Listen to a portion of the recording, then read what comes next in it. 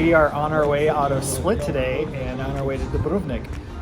We've got about 6 evenings lined up there, and a tour, maybe 2. We'll see what happens. Hey Chris, what you eating?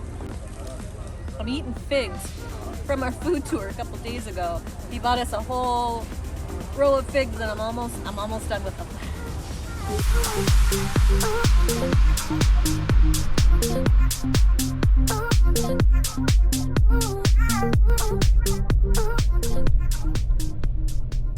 Good morning. We have made our way to Dubrovnik. Excited to check out this old town and get on our free walking tour.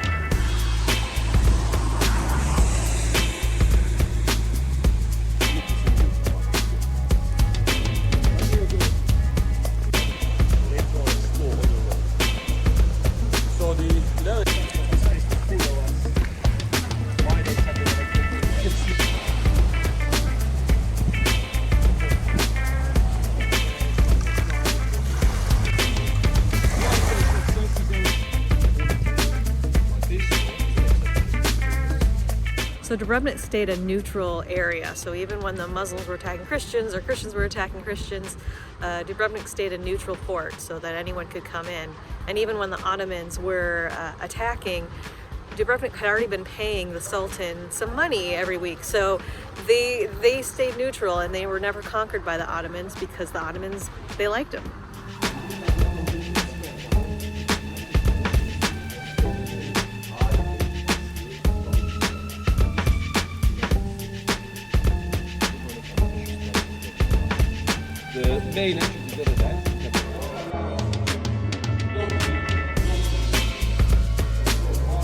So we finished our walking tour. It was both a free walking tour, history tour, and a bit of Game of Thrones tour. So we got a lot of Game of Thrones knowledge.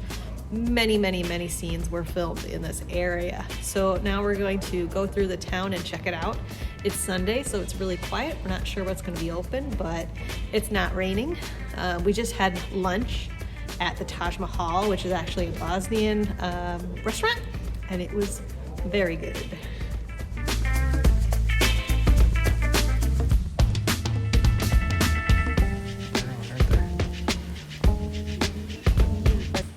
St. Ignatius.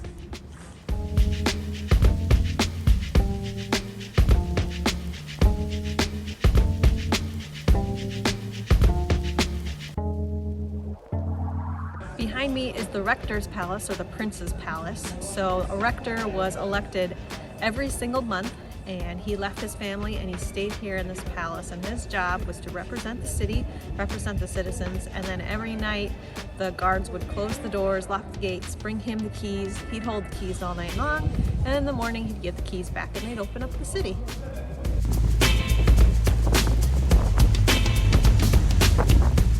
Behind me, the building with the orange roof, this was the quarantine area. And so hundreds and hundreds of years ago, Dubrovnik was a very clean city, and any of the sailors that came in from any of the plague states were required to stay in this quarantine for as much as 40 days just to make sure that they didn't bring any kind of disease into the city.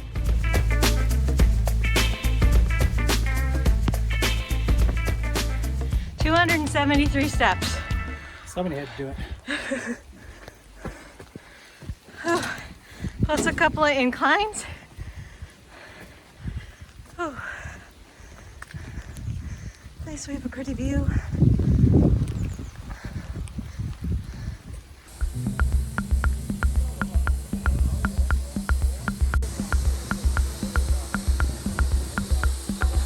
We are on our second day now of Dubrovnik. We are doing a wall walking tour. We're just walking around the city on the wall, and then we're gonna probably hit up a couple more spots like the castle and a couple other things. I just wanted to point out what's interesting about Dubrovnik is that it was originally just like a peninsula with one city on a peninsula and one city on land, and then they filled it in, and then they put houses and things like that on it to make it into a big circle fortress. So as we walk around, you can see that the edges of the fortress are up on hills, and then the bottom is like down below. So it's like a big bowl. So it's very interesting. I've never been able to walk on walls and see stuff like this, so it's very cool. Another interesting thing to point out is that during the 1990s, Dubrovnik was heavily bombed during the Yugoslav war, and you can tell what buildings were affected by the color of the rooftops. So if it's a bright new red, it's a building that has had its roof replaced. If it's more of a gray brown, it's an original roof.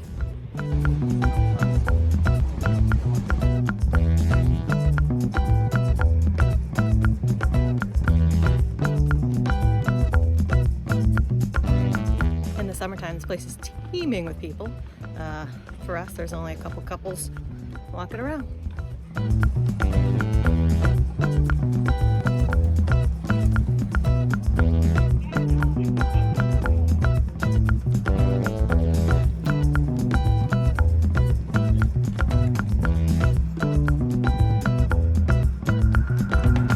So this church behind me, which is right next to the entrance to the city walls, was built to thank God for saving them from a very small earthquake. And then a few centuries later, there was an even larger earthquake that just shattered the city. But this church stayed up through the earthquake. So, did we find it? Yay! All right, after a couple twists and turns, we made it to St. Lawrence's Fort. The ticket price is included in the wall walk, so we are gonna go and check this out. It's on the western side, and it's supposed to be one of the most important fortresses to protect Dubrovnik from the sea.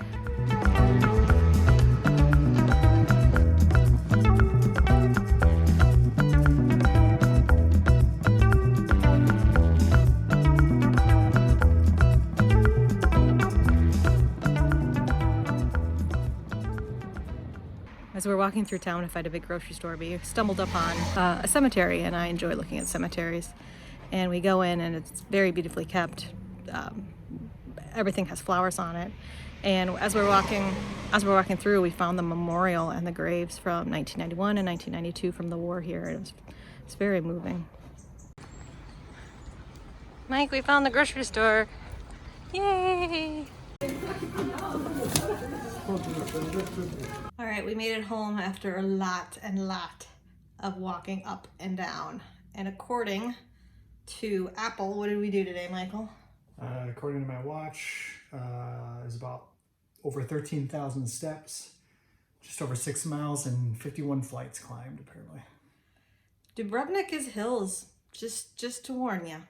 This morning, we are attempting, or we will, go up a trail to head to the Fort Srd.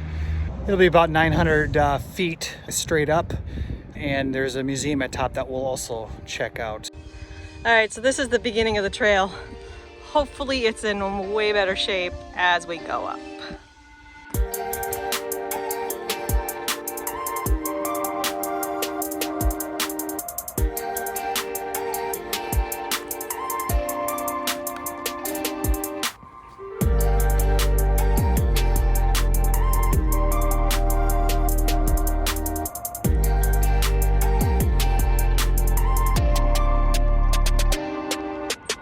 As you're walking up this really well put together trail, there's artists' interpretations of Jesus's walk with the cross. So you'll not only find literal wooden crosses as you're walking up, but it looks like there's going to be 12 of these art installations on your way up the hill.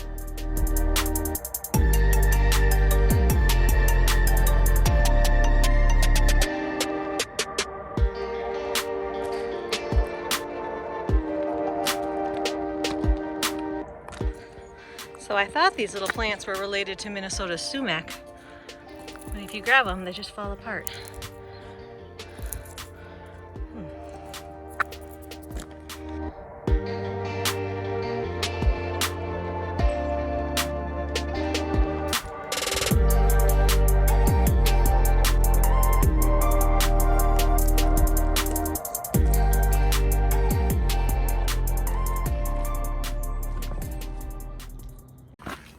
We made it to the top. It wasn't terrible. If it was sunny, it'd be way worse. Overall, I thought it was kind of good walk. We found the wildlife here on the other side of the mountain range. Moo cow. All right, it's lunchtime. We're eating with a friend back there, but luckily we're having ham. so we're not insulting anybody. No offense here. At the top of the hill is the Fort Imperial, so the fort that was created by the French in the 18th century, 19th century, for Napoleon. And then they have a Homeland museum here, so the Homeland War that happened between 1991 and 1995. They're supposed to have a lot of pictures and history about what happened here.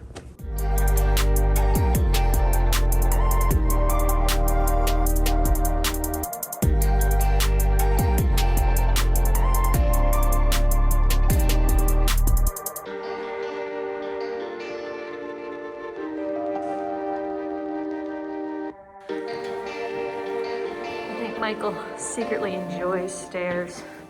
We're at the top of the fort and went through the exhibit on the Homeland War and all the destruction that was done from the Serbian-led federal forces on Dubrovnik. And it's interesting because no one ever thought that they would attack Dubrovnik. Dubrovnik is the pearl of the Adriatic. It has a beautiful old town. It's so incredibly historic that no one thought that they'd be attacked, but in late 1991 it was attacked, and they said, hey, if you don't leave and surrender, we're gonna get you. And they did, but the civilians said, no, we're not leaving our homes. And so everybody stayed. There are already a bunch of refugees here because, of course, no one thought Dubrovnik would actually get attacked, so refugees got attacked. And a whole heck of a lot of people died here, and they did not discriminate. They attacked the old town, they attacked everything, but the Croatians, they didn't surrender, and eventually they were able to get the peace in their country that they deserved.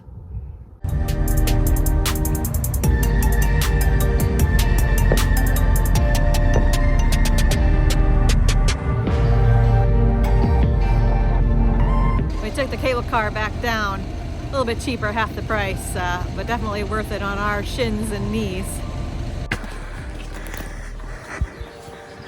End of the day, back home.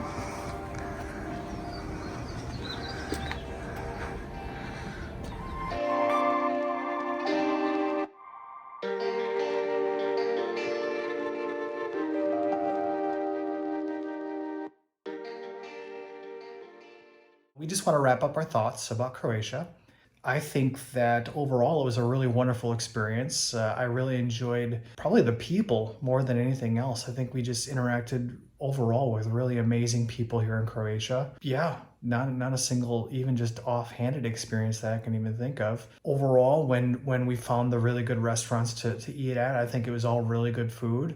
I don't very have any heavy food. very meat heavy food, but if you are vegan, there definitely is options there too, for sure. Split and Dubrovnik were both really fun cities, I think, to be in. We might have spent a little too much time in each city ourselves, but I mean, then again, there is day trips and stuff you can take from each city to kind of fill up those times when you're not wanting to be in the old town of Split or in the old town of Dubrovnik or something like that. There's definitely other things to do outside of the cities with day trips. Yeah, we didn't really do any museums like we could have. We did a lot of outdoor hiking and a lot of looking around, which is fine. But they each have museums you could go to if you wanted to.